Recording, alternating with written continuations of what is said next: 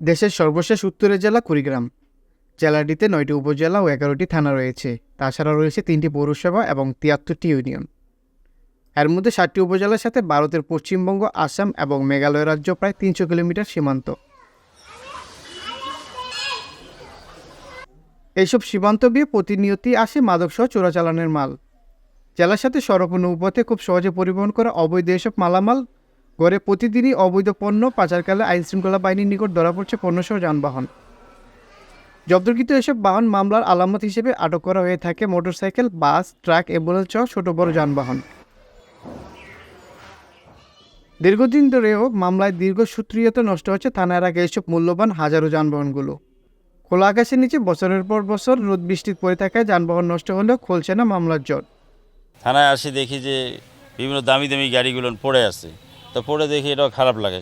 অযথা বিনা যত্নে গাড়িগুলো নষ্ট হচ্ছে বা বিভিন্ন মামলা মোকদ্দমার কারণে হয়তো এই জিনিসগুলো আটকে রাখছে। তো এই মামলা মোকদ্দমাগুলো নিষ্পত্তি যদি অতি তাড়াতাড়ি যদি দেওয়া হয় তাহলে এটা আসলে জনসাধারণের জন্য ভালো হবে, এটা সরকারের জন্য ভালো হবে। আর এই দামি গাড়িগুলো মনে করেন যে নষ্ট হয়ে যাচ্ছে, সরকার যেন আদর্শ আয় থেকে বঞ্চিত হচ্ছে।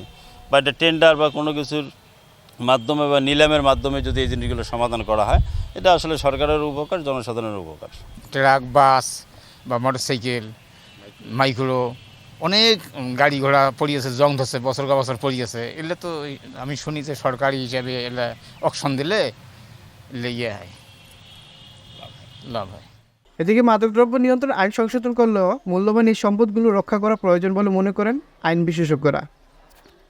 আইনিভাবে এই বাহনগুলো দেয়ার নিয়ম থাকলেও আদালতের নানা জটিলতা, বিচারকদের অনীহা এবং আইনি প্রক্রিয়ায় যারা এটি নিতে চায় তাদেরও নানা অবহেলার কারণে এটি নিতে পারছে না।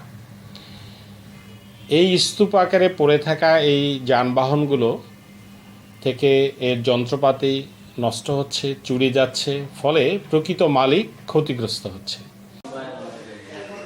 আলামতগুলি আমাদের এখানে রাখা এবং রক্ষণাবেক্ষণও আমাদের জন্য খুব কঠিন হয়ে যায়। সেই ক্ষেত্রে আলামতগুলি ম্যাক্সিমাম সময় নষ্ট হয়ে যাচ্ছে এবং এটি দ্রুত করতে পারলে সরকারের তরফ থেকে এবং যারা এটার সাথে জড়িত আছে, আমরা যারা আছি, বিশেষ করে কোর্টের বিভিন্ন স্যারেরা আছেন, সবাই একটা জায়গা থেকে অন্তত এটা একটা উপকৃত হব যদি এটা দ্রুত সময়ের মধ্যে নিষ্পত্তি করা যায়। কাগজপত্র থাকে না, এরকম দেখা যাচ্ছে টানা গাড়ি, চোরা গাড়ি, এই ধরনের গাড়িগুলোতেই তো মাদক ক্যারি করে। ম্যাক্সিমাম আলামতেই মাদক রিলেটেড যে আলামতগুলো সেগুলোই দীর্ঘদিন থেকে পেন্ডিং পড়ে আছে এবং এটা অনেক সময় মালিকের স্বেচ্ছাচারিতার কারণে তারা আসছে না, অনেক সময় হচ্ছে মামলাটা বিচারিক প্রক্রিয়া বিলম্বিত হওয়ার কারণে আলামতগুলো আছে। তো এটা থানার সৌন্দর্য নষ্ট হয়, পরিবেশটাও খারাপ দেখা যায়। বিভিন্ন মামলার জব্দকৃত অনেকগুলো আলামত আমাদের থানায় থানায় সংরক্ষিত আছে, বেশ বড় সংখ্যার আলামত। এই আলামতগুলো যাতে দ্রুততম সময়ে নিষ্পত্তি করা যায় সেই ক্ষেত্রে পুলিশ পার্টে যে করণীয় আছে সেটিও আমরা করার চেষ্টা করছি। অন দ্য আদার হ্যান্ড আমরা বিভিন্ন যারা স্টেক হোল্ডার আছে, বিজ্ঞ আদালতের সাথেও আমরা আসলে কনসালটেশন প্রক্রিয়া যাচ্ছি যে দ্রুততম সময়ে এই আলামতগুলো একেবারে নিখুঁতভাবে যথাযথ প্রক্রিয়া নিষ্পন্ন করার সম্ভাবনা, সেই জন্য আমরা কনসালটেশন করছি। আমরা আশা করি যে দ্রুততম সময়ে এই আলামতগুলো বিষয়ে সুরাহা আসবে বা রেজাল্ট আসবে।